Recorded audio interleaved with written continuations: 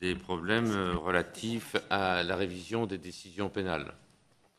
Je sais que vous êtes une sociologue, non pas une juriste, mais la sociologie nous intéresse beaucoup. Vous avez écrit, je crois, la socio-anthropologie de l'erreur judiciaire, avec les affaires Agré et Dils. Bon, et nous allons vous écouter avec beaucoup d'attention. Je tiens à vous dire que l'audition est ouverte à la presse, retransmise en direct sur le site internet de l'Assemblée nationale. Donc, tout ce que nous disons laisse des traces. Voilà. Pour vous placer en deux mots nos préoccupations, il y a deux grands principes dans l'état de droit. Il y a l'autorité de la chose jugée et décidée de manière définitive, premier grand principe. Le deuxième grand principe, c'est le droit à un innocent de ne pas être en prison. Voilà, c'est quand même quelque chose d'important aussi. Donc, ce sont ces deux éléments de la balance judiciaire sur lesquels nous voulons pouvoir réfléchir. Il y a bien évidemment ce qui sous-tend tout cela, l'erreur judiciaire. Nous en avons en tête beaucoup. La plus célèbre, c'est l'affaire Dreyfus. Mais nous en avons d'autres également. Ces erreurs judiciaires peuvent toucher aussi bien les affaires criminelles que les affaires correctionnelles. Il n'y a rien de plus insupportable qu'un innocent en prison.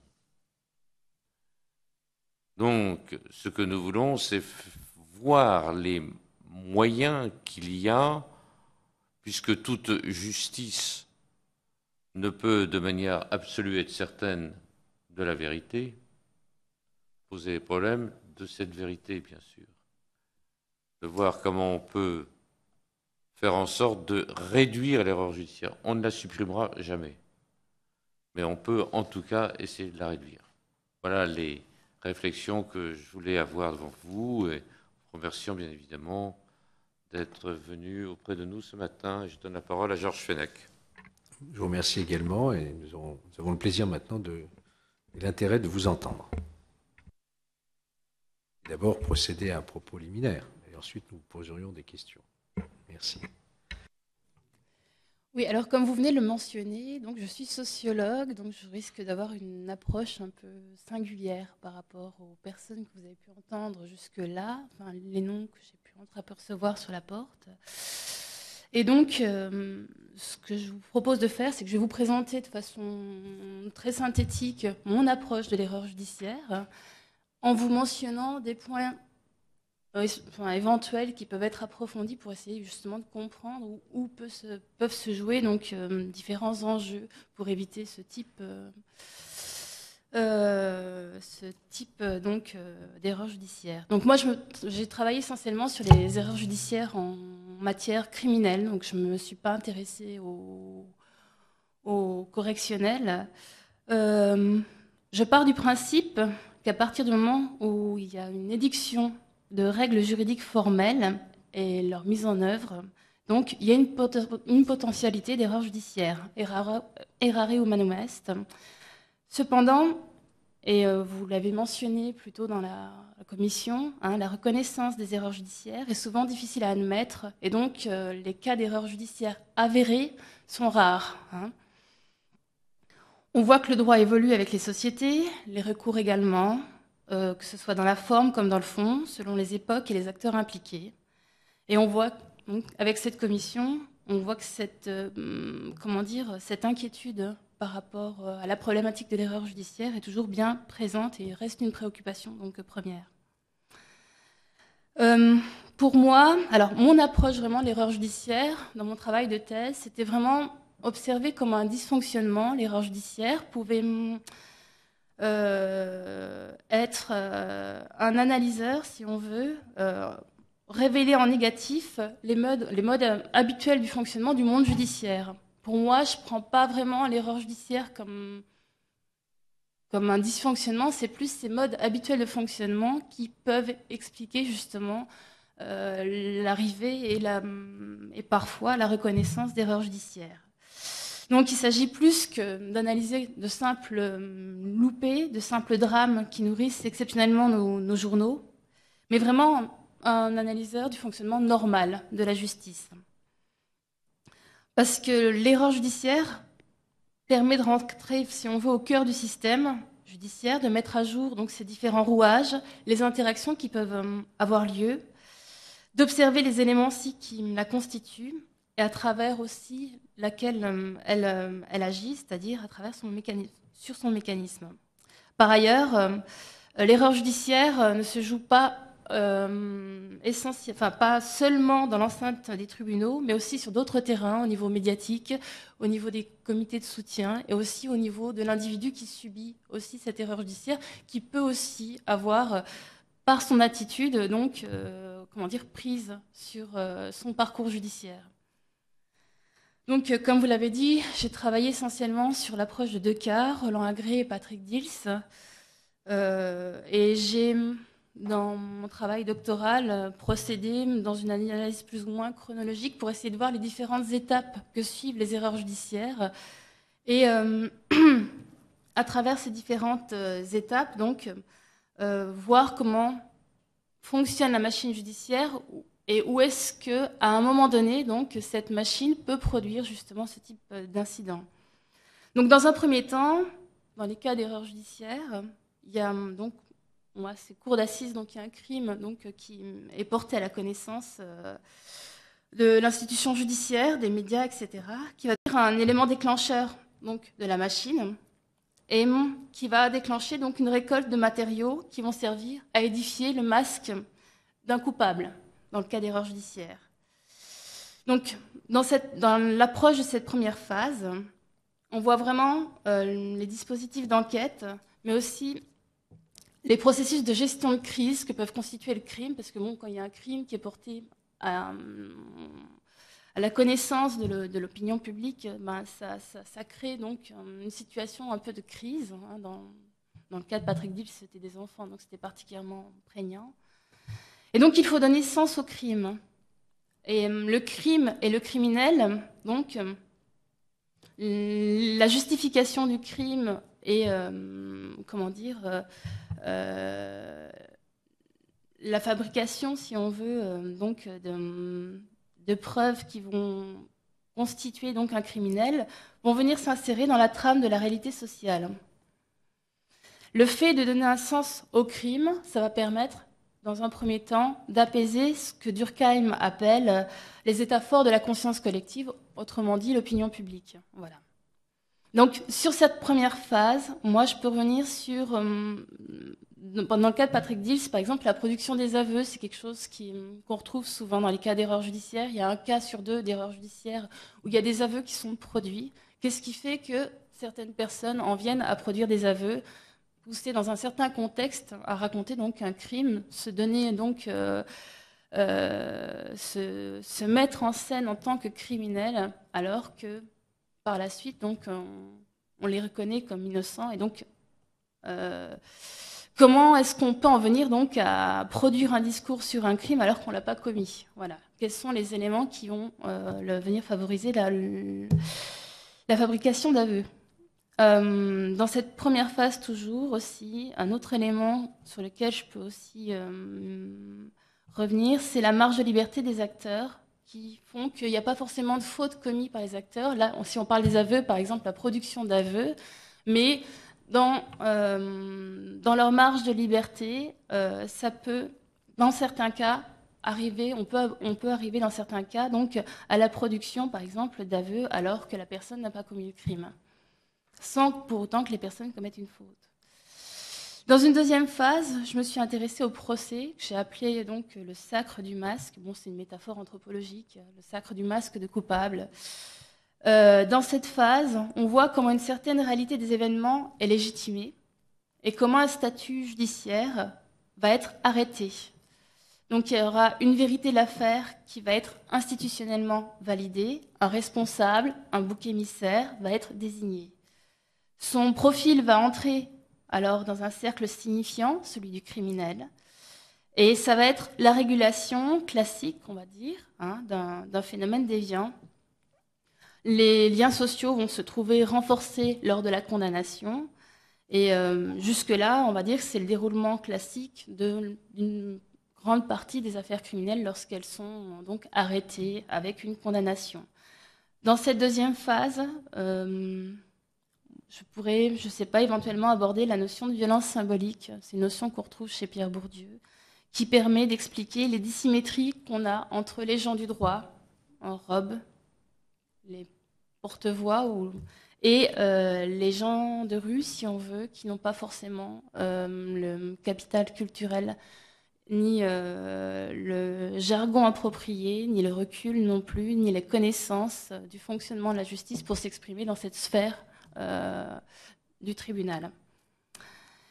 Dans un troisième temps, donc spécifique à l'erreur judiciaire, que j'ai appelé première fissure avant le bris du masque, le masque du coupable, on voit comment des éléments vont venir fragiliser la réalité qui est jusqu'alors établie. Donc, pendant la période d'expiation en prison, il y a une nouvelle version de la réalité qui va commencer à faire jour et qui va être véhiculée. Le statut légal de criminel va commencer à être contesté. Et là, c'est vraiment un aspect spécifique de l'erreur judiciaire. On voit que les médias vont être dans cette phase-là retournés. Pour Patrick Dils, c'est l'apparition d'un criminel potentiel plus pertinent, avec une carrière criminelle plus conséquente qu'un jeune adolescent qui va remettre en question son statut de coupable. Pour Roland Agré, ça va être vraiment sa posture, je ne sais pas si vous vous rappelez de l'affaire, mais sa posture de détenu, de coupable détenu qui va plus faire sens avec donc son identité de criminel. On ne va pas comprendre son attitude de révolte, monter sur les toits, etc., grève de la faim.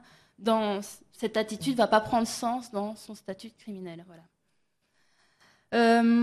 Donc là, éventuellement, je peux venir sur expliquer davantage d'éléments qui expliquent le passage donc d'un cas isolé qui peut crier sa révolte, son innocence, mais qui ne fait pas forcément cause, justement, à la cause. Comment est-ce que les médias en viennent donc à faire écho d'un cas, et aussi comment des personnalités, ce qu'on peut appeler en sociologie des grandes personnes qui ont un certain point institutionnel, peuvent porter la parole de la personne incarcérée dans la sphère publique. Enfin, dernière phase, la pose d'un nouveau masque. Donc, dans cette dernière approche, on voit comment est cristallisé, il y a une cristallisation définitive d'un nouveau statut judiciaire. Quand la machine est relancée, mais qu'elle bifurque dans son parcours et emprunte alors une nouvelle voie de la vérité judiciaire. L'individu condamné passe d'une identité de coupable à celle de victime. Un nouveau procès va venir éclairer sous un jour nouveau donc la réalité des faits. La réalité du crime initial va être relue autrement. Les preuves qui auront servi dans un premier temps lors du procès à impliquer donc la future victime d'erreurs judiciaires vont être éclairées sous un nouveau jour, vont être relues dans la perspective de l'innocence cette fois, de l'erreur judiciaire. Donc là, je peux, dans cette dernière phase, revenir autant sur cette relecture des éléments de preuve. Donc vous, j'ai entendu tout à l'heure dans les couloirs que c'est un élément qui vous pose question. Est-ce qu'on garde ou pas ces preuves? Comment on les utilise? Donc là, ça va être plus l'interprétation de ces preuves, parce que même si on a des preuves, il y a une grande partie de lecture qui est donc de perspective qui est importante pour traduire ces preuves en culpabilité ou en innocence. Ça dépend la perspective qu'on adopte, notamment au niveau des expertises psychologiques, je pense. On peut lire un individu de façon très différente si on est dans le contexte du crime ou le contexte d'une révision. Et donc, voilà, je peux revenir sur cette relecture des éléments de preuve et aussi sur l'importance de la publicité des débats, notamment dans l'affaire Patrick Dils, où c'est pas en révision, mais c'est un appel de révision, donc son cas a été revu définitivement et qu'il a pu être acquitté. Et éventuellement, mais bon, sur les soupapes aussi, dans le cas Roland Agré ou dans le cas Patrick Dils, on voit que, enfin, moi j'ai appelé ça des soupapes de sécurité de l'institution judiciaire. Roland Agré a été gracié avant d'être acquitté. Et il y a beaucoup de noms qui sont qui circulent dans les médias de cas qui sont considérés comme des erreurs judiciaires. Or, officiellement, l'institution judiciaire les considère... Enfin, si on parle d'Omar Haddad, par exemple, c'est un nom qui est souvent apparu dans les médias comme une erreur judiciaire. Or, Omar Haddad est gracié, mais il n'est pas acquitté, proprement parlé. Donc, ces espèces de soupapes de sécurité qui peuvent être mises en œuvre. Dans l'affaire Patrick Dill, c'est le deuxième procès où il a été recondamné. En pratique, ça lui permettait presque de sortir libre avec les remises de peine, qui sont mises en œuvre pour... Enfin, je ne veux pas dire que ça soit absolument... C'est pas manichéen, mais quand même qui sont mises en œuvre dans un premier temps avant que la reconnaissance de l'identité judiciaire soit réellement faite. Voilà. Votre vision est effectivement très complémentaire à celle des juristes.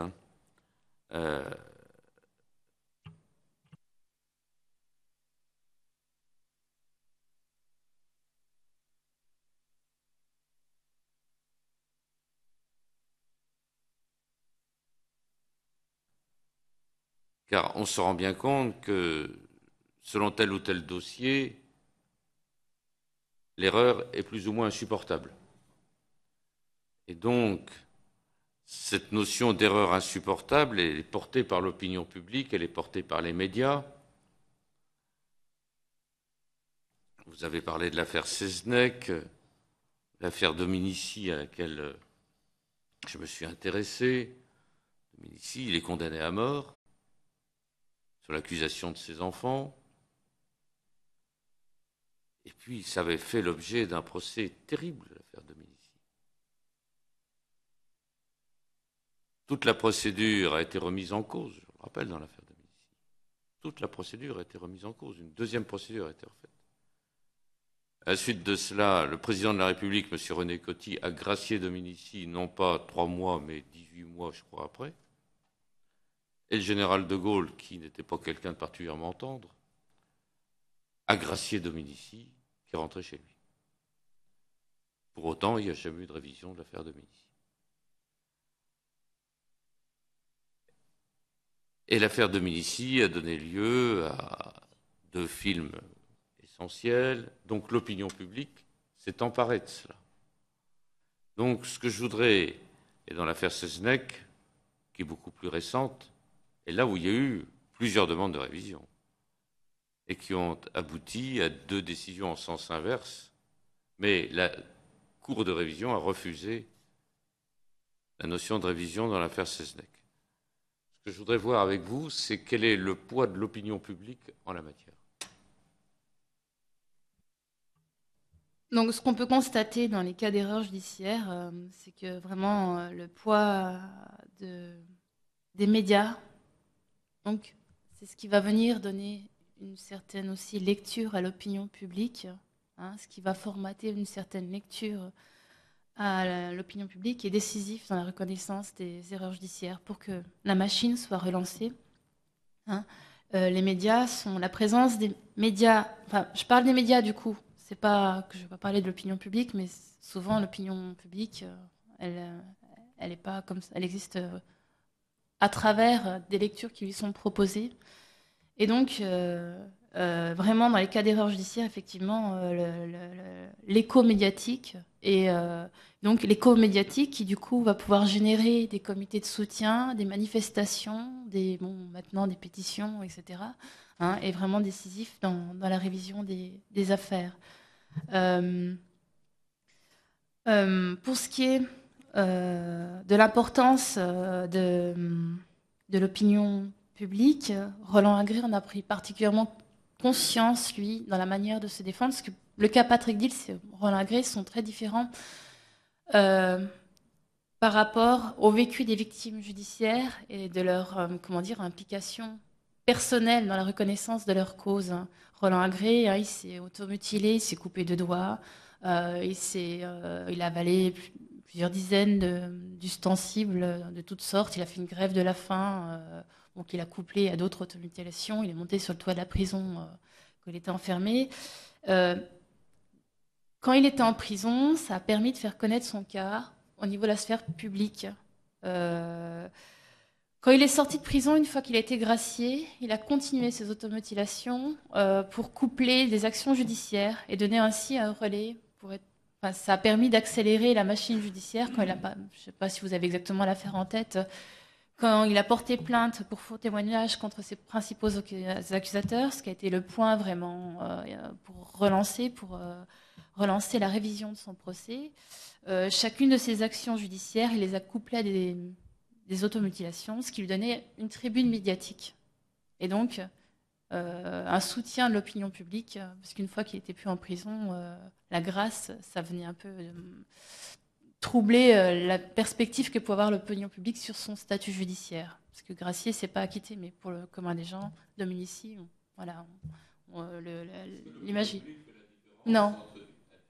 Non, par contre, du coup, un écorché vif comme Roland Agré qui continue donc de s'amputer alors qu'il est libre, ça va avoir du coup un impact au niveau de la sphère médiatique qui va suivre ces actes atypiques.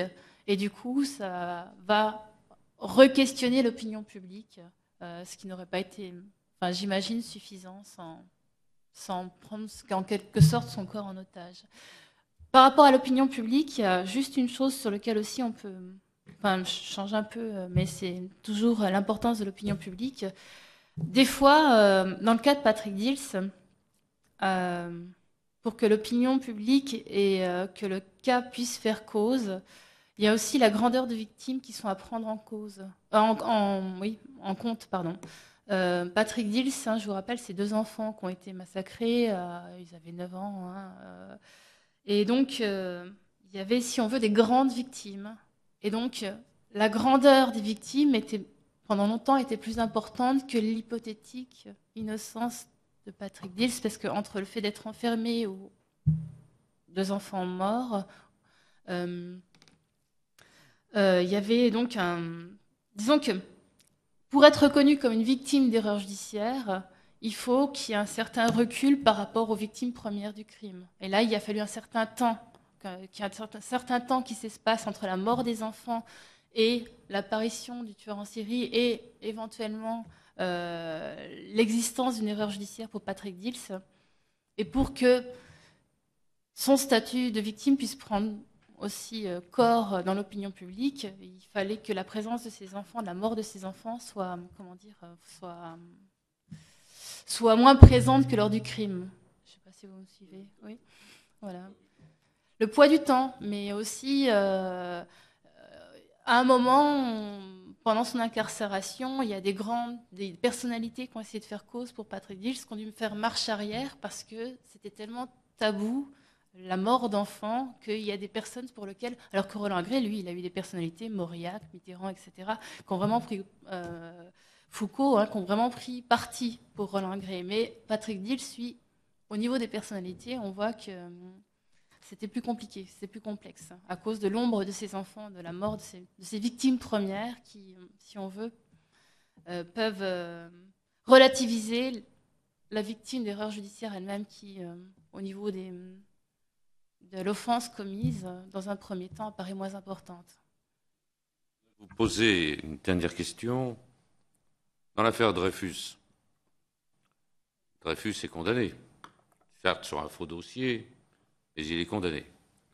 Et il est condamné par des gens, au départ, de bonne foi, et qui estiment que, de toute façon, la révision de son procès est inconcevable, car elle porte atteinte à l'autorité militaire, à l'armée, au moment où le danger de guerre avec l'Allemagne est terrible. Et nous sommes dans les années 1905, et où finalement l'ensemble des généraux considèrent qu'un innocent en prison, c'est pas grave, qu'en revanche, porter atteinte à l'autorité militaire et par là même éventuellement diminuer sa force vis-à-vis de l'Allemagne est susceptible d'entraîner un désastre militaire et par là même des centaines de morts. Donc on voit bien, ils sont à peu près persuadés que Dreyfus est innocent, mais l'innocence de Dreyfus remet en cause les fondements même de la République. Et est-ce que, je rapproche ça dans l'affaire dont vous venez de parler, il y a un peu cela dans l'opinion publique. Est-ce que l'opinion publique a le sentiment, d'après vous, qu'il faut mieux 100 coupables en liberté qu'un innocent en prison?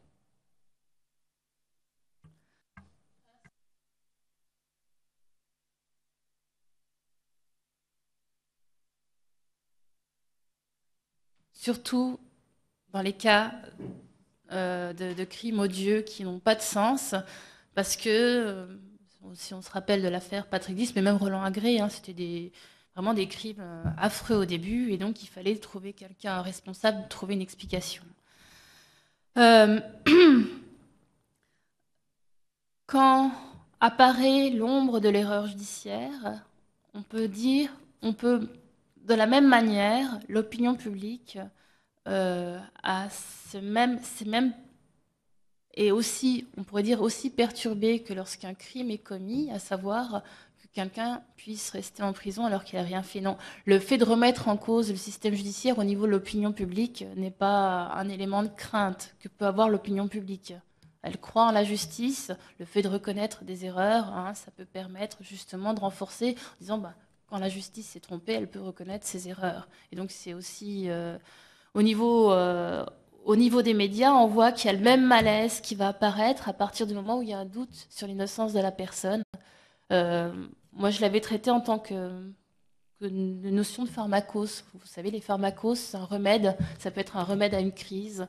Il y a un crime, on trouve un pharmacos, un remède qui va venir expliquer le crime. Quand il y a des nouveaux éléments qui sortent, ce pharmacos, qui était alors remède, peut virer au poison, comme dans la pharmacie, ça dépend des dosages qu'on donne, et donc va réentraîner une nouvelle crise au niveau de l'opinion publique, qui demandera aussi à être régulée. Je ne sais pas si j'ai répondu à votre question, mais donc les deux pans sont importants. Voilà. Merci pour votre exposé qui était très intéressant. Vous êtes quand même pratiquement exclusivement situé dans le regard que vous portez sur l'erreur judiciaire en termes de sociologue, du côté de la victime de l'erreur judiciaire, du ressenti de l'opinion. Je pense qu'il y a aussi l'aspect, mais vous venez de l'aborder là à l'instant même, d'un autre prisme, celui de l'institution. Hein, regard de comment l'institution elle-même vit ce genre de faillibilité. Est-ce qu'on ne pourrait pas considérer que toute autorité constituée essaye, peut-être en passant par pertes et profits, quelques erreurs, quand même de préserver l'élément de confiance dans l'institution, un élément de confiance qui fonde le pacte social.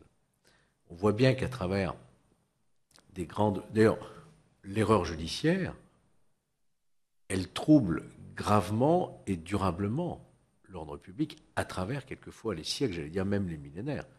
Qui n'a pas entendu parler de l'affaire Calas, qui reste dans les mémoires, l'affaire Le Surc, le courrier de Lyon, ça reste aux États-Unis, Nicolas Bartolomei, Sacco Vanzetti, on se souvient, ça traverse les périodes, les générations, ça creuse profondément la confiance nécessaire aux institutions qui n'ont pas le droit de se tromper. On pourrait le dire d'ailleurs autant de l'autorité médicale, par exemple l'autorité judiciaire, quand il y a un scandale sanitaire, ça crée un climat de défiance vis-à-vis d'une institution qui ne devrait pas faillir. On pourrait aussi dire l'autorité militaire, qui est évoquée par Alain Touré pour l'affaire Dreyfus.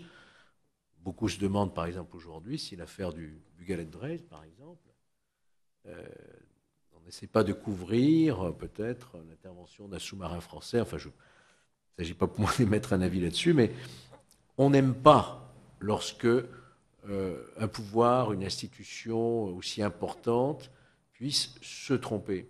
Est-ce que ce n'est pas là peut-être l'explication du fait que depuis la Seconde Guerre mondiale, il n'y a eu que 8 révisions criminelles, c'est ça, depuis 1900, oui.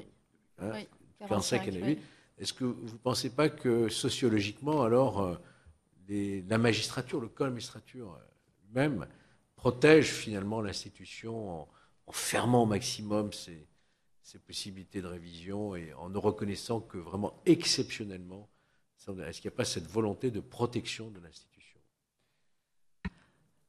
Alors, on voit que c'est vrai que les procédures d'appel en matière d'assises, hein, ça a permis, sans doute, enfin, c'est une protection supplémentaire qui permet peut-être d'éviter certaines erreurs judiciaires. Il y a des éléments qui sont mis en place.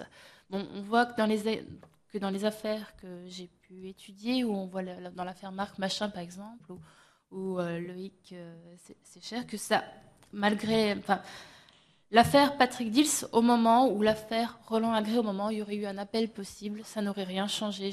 J'imagine que ça n'aurait rien changé sur l'arrêt qui aurait été rendu en cour d'assises dans un deuxième temps.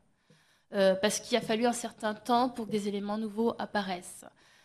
Qu'est-ce qui fait qu'il y a aussi peu de cas? C'est que il faut qu'une fois qu'une affaire est close, l'affaire est arrêtée. Pour l'affaire Patrick Dils, si éventuellement Francis Holm un jour est condamné pour ces mêmes faits, je ne sais pas. Hein. Auparavant, une fois que Patrick Dils a été condamné, l'affaire était close, les meurtres étaient résolus et l'autorité de la chose jugée fait qu'on ne revient pas dessus. Donc, pour faire reconnaître, pour revenir en arrière, pour faire reconnaître son innocence, il y a si peu de cas qui sont aussi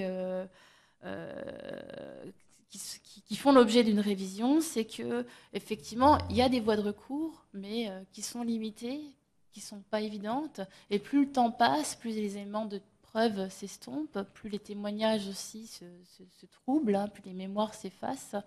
Et donc c'est vrai que plus le temps passe et plus les chances de trouver des éléments qui permettraient la révision sont vraiment faibles. Bon, Patrick Dils, il y a eu quelque part la chance que l'élément soit un tueur en série. Pour Marc Machin, c'est pareil. Hein, c'est quelqu'un qui, par la suite, s'est accusé spontanément de ces meurtres. Mais sans ces éléments-là, le cours de leur statut judiciaire n'aurait pas pu être revu. Hein. Donc, s'il y a si peu de cas, effectivement, il y a des éléments qui sont mis en place pour pallier justement à la reconnaissance d'une erreur judiciaire, la grâce, pour apaiser, si on veut, l'opinion publique dans un premier temps. Mais c'est vrai que les recours à l'heure actuelle restent limités et on ne peut pas réviser le même procès avec les mêmes éléments. S'il n'y a pas de nouvelle lecture, malheureusement, l'affaire en restera là. Je ne sais pas si j'ai répondu.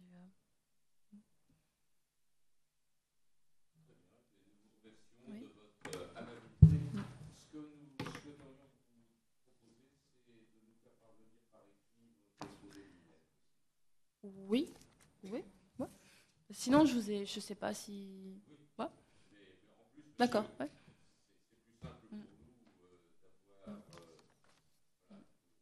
Mais ouais, juste une chose par rapport à.